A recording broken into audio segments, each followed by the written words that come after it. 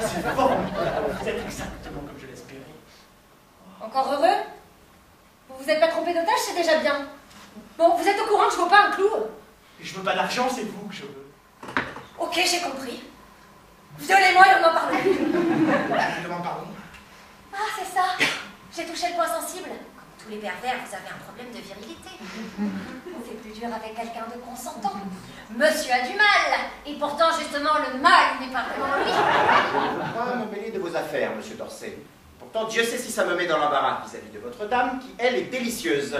Mais comme je n'ai pas l'intention d'être dérangé pendant plus belle la vie, j'aimerais que vous, et je ne sais pas qui, la mettiez un peu en veilleuse. Voilà, c'est ça. Au revoir, monsieur Soulier. J'ai pas terminé.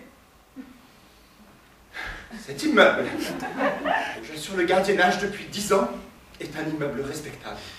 Ce n'est pas un hôtel de passe, si vous voyez ce que je veux dire. Non, je ne vois pas ce que vous voulez dire, mais c'est pas grave. Au revoir, monsieur Soubirou, et dépêchez-vous, plus belle la vie va commencer. Hein. Ouais. J'ai pas à remonter. Allez, ne faites pas l'enfant. Non, mais vous me prenez pour qui? Mais pour Sarah Jessica Parker, l'héroïne de Sex and the City. Quoi?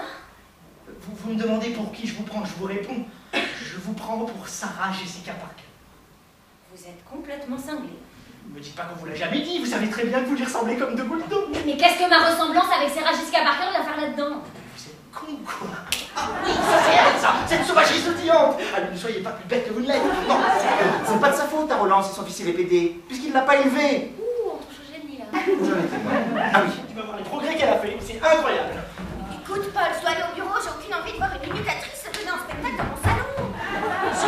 Elle n'est pas imitatrice, elle est comédienne. Qu'est-ce que vous voulez? C'est pour les calendriers. Quel calendrier? La Fédération française des gardiens d'immeubles diffuse un très beau calendrier pour la nouvelle année. Nous sommes en juillet. Oh, ben ça va, on n'est pas quelques mois près. Et ça ne coûte que 30 €. C'est une édition rare, vous savez, et très joliment illustrée. Et c'est quoi, les concierges à poil? Après les dieux du stade, les albâtres de la lave. Concierge, je suis gardien d'immeuble. Alors, elle est où ton imitatrice? Bon, je t'ai déjà dit 100 fois qu'elle n'était pas imitatrice, elle est comédienne. Et c'était pas elle, c'était l'autre compte gardien. Il n'est pas si con que ça. Et il est toujours très gentil. Oui. Je marchais d'un bon pas sur le trottoir.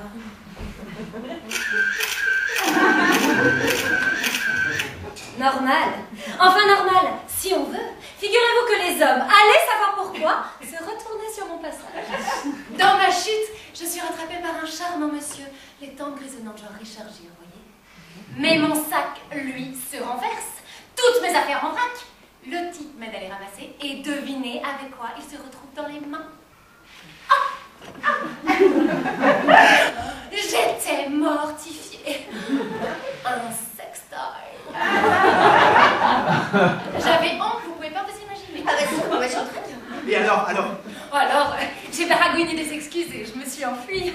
Le problème,